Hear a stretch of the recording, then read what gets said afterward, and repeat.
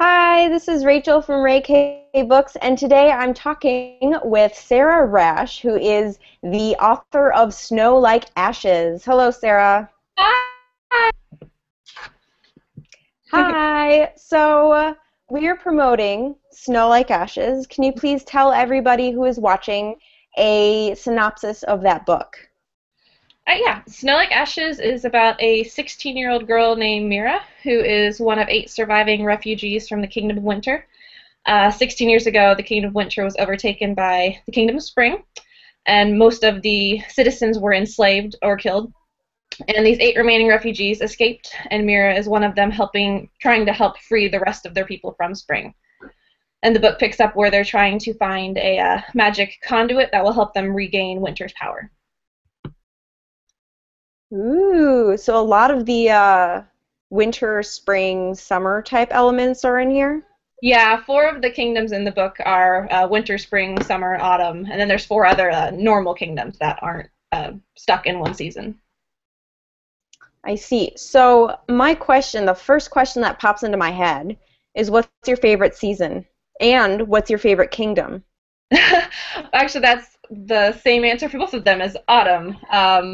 Autumn's just the perfect temperature for everything, and pumpkins and leaves and the whole being cozy and sweaters and blankets. And the kingdom of autumn is a kingdom entirely of a forest. So there's the crunchy golden leaves everywhere, and the culture was inspired a lot by like Middle Eastern and a mix of Middle Eastern and Thai culture. So it's kind of really pretty lush jewel tones and like lots of wrapping fabrics, and they're not a whole lot in Snow Like Ashes, but they come into later books in the trilogy.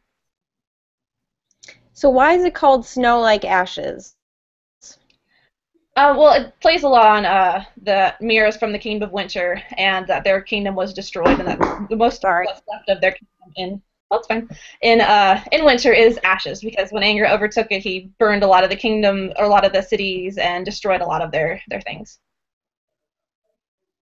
That is way too bad. I'm sorry to hear. Okay, so we are gonna go with some Twitter questions. Okay. And the first Twitter question is from Fangirl. So she's a big fangirl of yours. Appropriate. Sarah, yeah, very appropriate. Sarah, why do you use chakram as Mira's weapon? What's a That's a chakram? chakram. The weapon that's on the Chakram. cover is the Mira chakram. Oh, that's what it's Yeah. called? The Xena thing? Yes. Yes. Yes. Yeah, it's a weapon that one of my friends, when I was trying to figure out a weapon to use for Mira, they suggested it by calling it a frisbee of death. And I was like, yes, I will use a frisbee of death, because what could be more awesome than that? And that was originally Mira used a crossbow, but we didn't want to be too much like Katniss with the bow and arrow, so I was trying to find another long range weapon, and the chakram was just perfect and unique and pretty fun. Did you have to research how to use it? The thing about the chakram is there aren't a lot of people who use, especially the kind that Mira uses with the handle. Most chakrams are from, I think it's the Indian culture, where it's just a ring of metal, just a blade that they throw. And those are used differently from the one that Mira uses, because those are more of like a one-time use thing. They just repeatedly throw them, they don't bounce back. But Mira's is supposed to be more like Xena's, where she can throw it and it boomerangs off of things.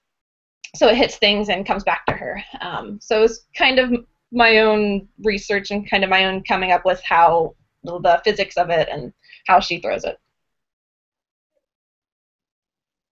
And so we have another Twitter question. This is from Shannon, and she asks, if Snow Like Winters will be in theaters, do you know what actresses and actors will play the main characters? I love this question.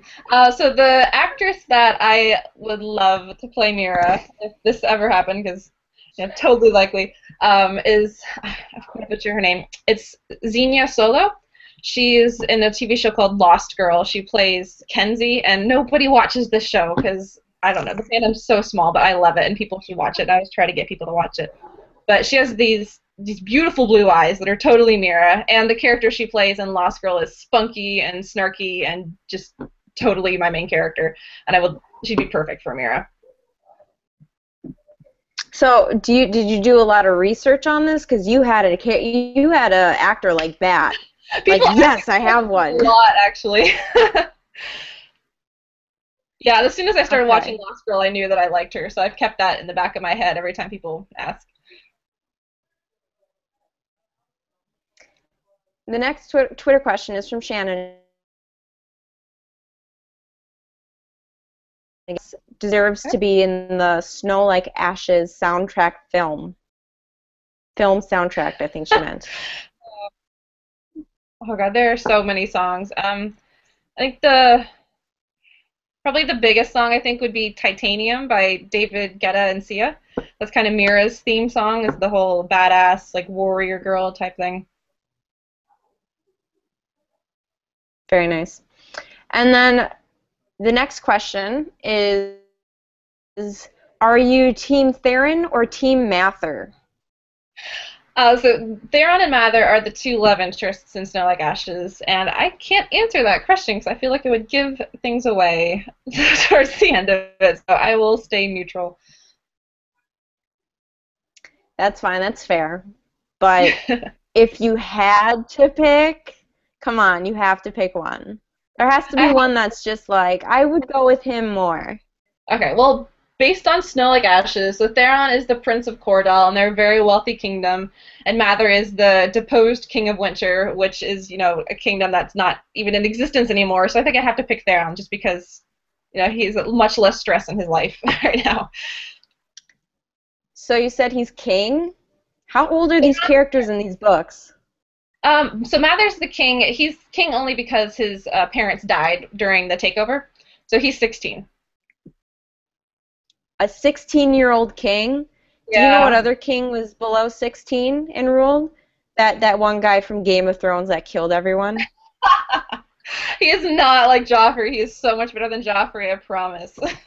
Okay, good. He's not another Joffrey. Okay, No, we're cool then. he's not another Okay, awesome. Joffrey. Okay. So, another question. Actually, this is from Becky, and she says, "Hi, how are you?" Oh, I'm good. Hi, Becky. And then she asks, "What inspired you to write Snow Like Ashes?" Well, I started writing this book so long ago that I don't remember exactly why I started writing this book. All I do remember is that I wanted to write a book where Winter was the good guys, because so often they're portrayed as like the evil, cold, frigid people, and I wanted to portray a different side of Winter that was, pretty and idyllic and graceful, and I wanted to kind of flip that stereotype on its head. And then another question is, was it difficult to give names to your characters?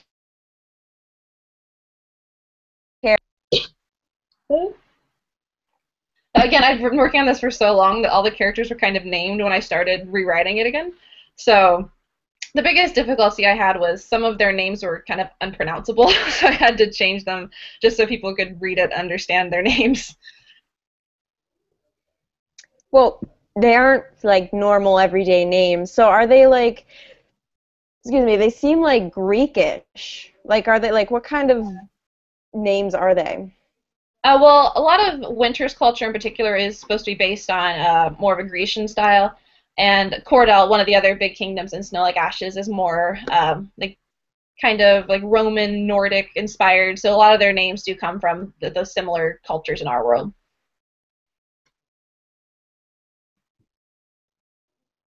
So if these four kingdoms Mm. were to go to war, who would win? The Four Season Kingdoms. Um, Yeah. okay. Uh, well, Winter's so weak right now that they'd just be out in an instant because they don't even have an army anymore. Spring would definitely win because the King of Spring has a weapon that you learn about later in Snow Like Ashes that he's been using that is really detrimental and terrible.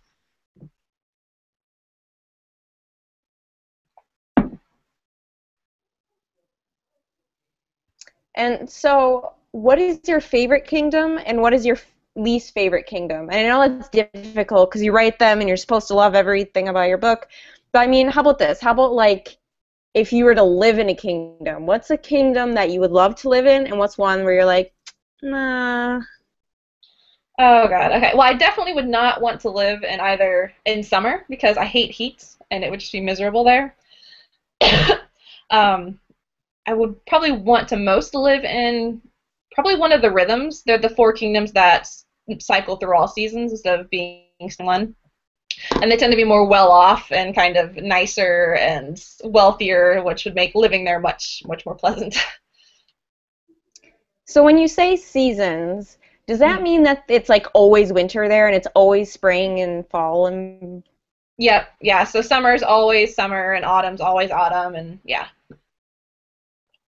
so is one like a vacation place? Like is there, I know that's a weird question, but like is Yeah, like a summer person like yeah, actually summer the what each kingdom's known for a certain trait and summer's known for being the kingdom of pleasure and enjoyment and they have a lot of like they're kind of like the Las Vegas of the world where it's just like sin galore. hmm. And so wow, there's a lot of more questions. Okay. So for those of you watching, because I know that there's a lot of people watching, I can see you. You're like right there on my screen. So if you want to ask a question, then go on Twitter and use the hashtag #SarahLiveChat, Sarah without an H, Yes. if you need to be reminded.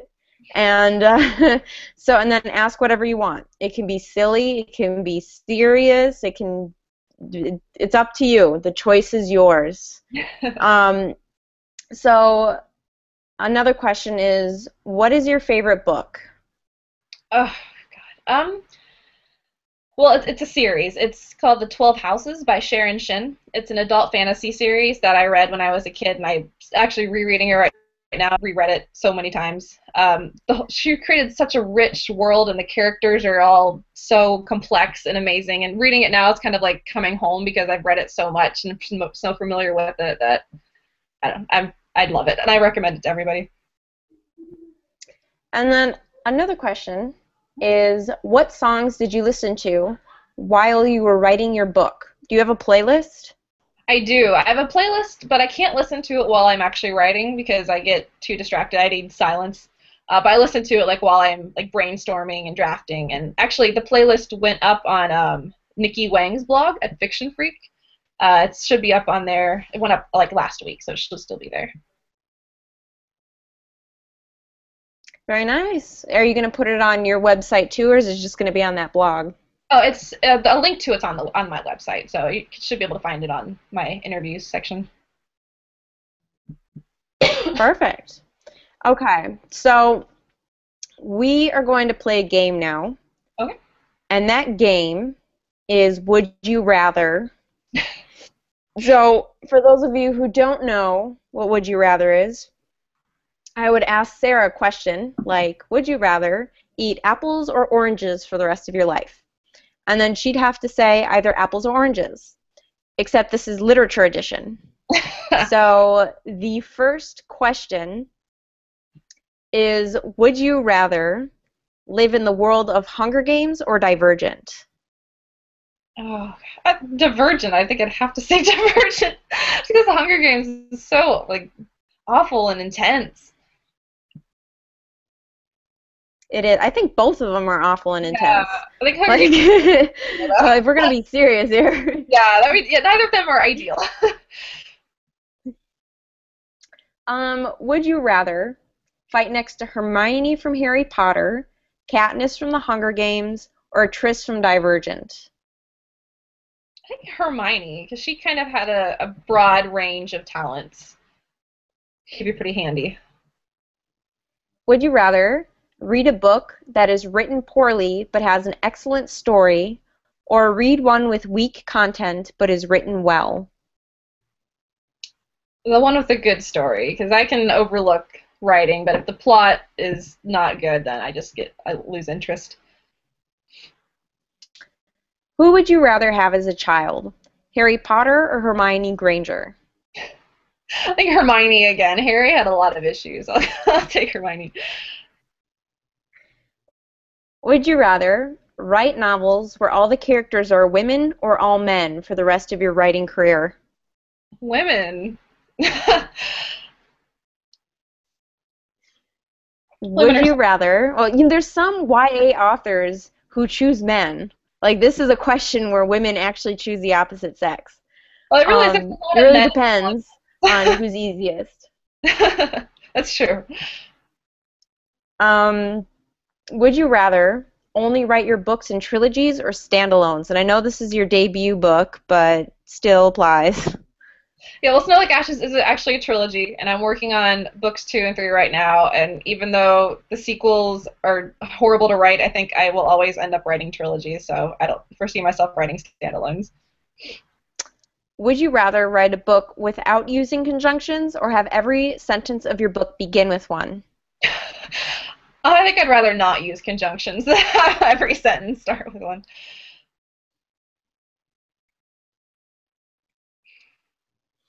Would you rather write a plot twist you hated or write a character you hated?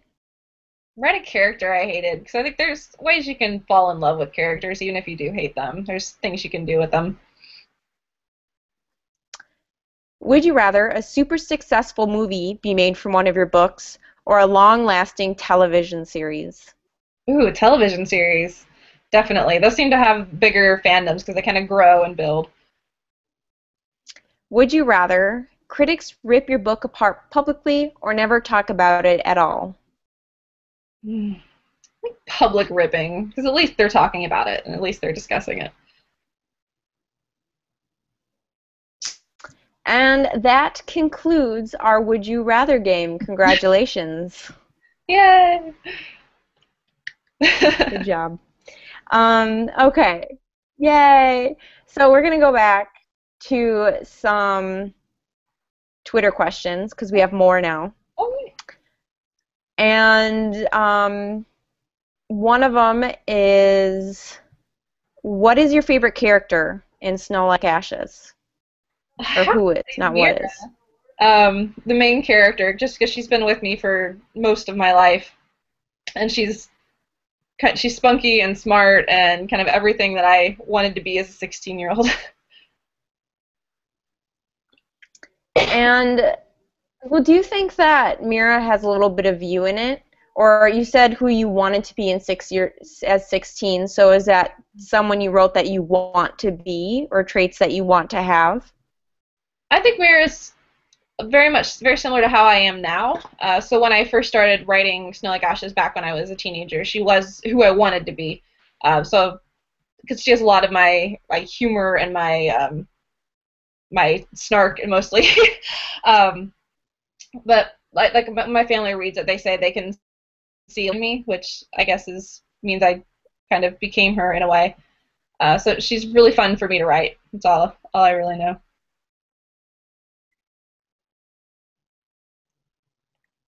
Awesome.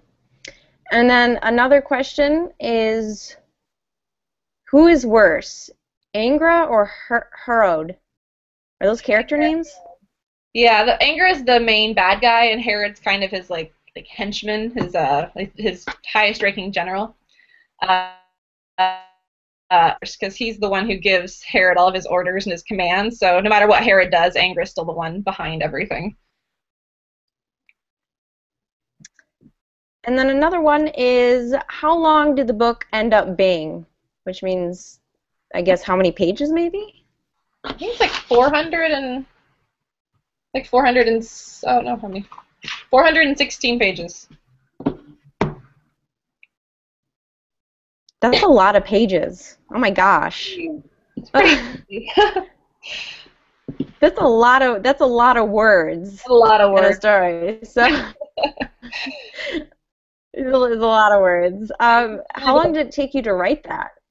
Well, I started writing the first draft of it when I was 12, so I've been working on it on and off since then. I completely rewrote it from that draft, though. It's totally different, except for some of the characters and the general idea of the world and the plot. But when I started rewriting it, it took me about a year to get a draft where we were ready to send it out to editors. And wait, you said that you wrote this book when you were 16 years old, or did you say you were a teenager? Yeah. So was it the same plot, or Uh, did you change a lot as? the plot stayed generally the same. The idea of Mira was a refugee from winter that got overtaken by spring. Just the general like setup of the kingdoms changed and how she went about helping them and who help her kingdom. So I mean the general idea stayed the same, but most of everything else changed.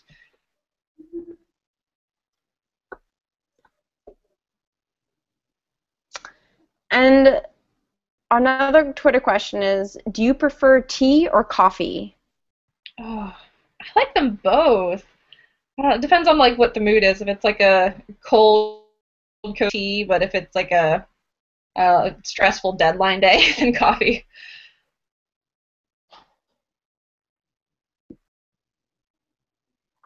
And then we have a few other questions, but sadly my internet is terrible right now and it keeps cutting out, and I'm afraid that it's I'm going to like that because it's the internet and it's being really wonky. So we're going to have to cut this a little short. I apologize for watchers. So I'm just going to ask a few more questions, and then we're going to talk about a giveaway at the end. Um, so the first question I would like to ask you is, what genre do you never want to write in? Want to write in next? Uh, Probably nonfiction, just because I facts and it reminded me too much of being in school, which I was not a huge fan of. And a genre that I want to write in next. I have some sci-fi ideas that I'd maybe want to try, but we'll see what I end up doing. Good luck. And speaking of you wanting to try sci-fi, what's up next for books? Well, the sequel to Snow Like Ashes comes out next fall, and then the final book in the trilogy comes out in 2016. And after that, I have a few things in the works, but nothing definite yet because I'm focusing on Snow Like Ashes right now. Very nice. And so do you know how Snow Like Ashes is going to end? Yeah, I have the ending already planned out and starting on it. Awesome. That's so exciting. And then I saw on Goodreads you also have a novella. Are you only going to write one novella, or are you going to write a few? Oh, well, it was actually the deleted prologue from Snow Like Ashes, so it's only about 10 pages, so it's not super long. Um, but I have a few more little, like, short side story kind of things like that I'm hoping to release sometime soon. Hmm. Oh, because, Goodreads. But, okay, so after Ashes, what's next for you? Um, I'm not really sure yet. I have a few ideas, but right now I'm still just trying to focus on getting it out into the world. And right now I'm editing book 2 and book 3, so this is. Very nice. Okay, so I'm going to do two more questions. What are some tips on getting through writer's block? Uh, well, I spend a lot of time on Pinterest looking for inspiration, which is not always the best way to do. I think the best way to get over writer's block is to just write and just try to push through it in some way. Or to go back and read over what you have written and see if maybe you hit a snag somewhere that you can straighten it out that way. But yeah, just to keep working.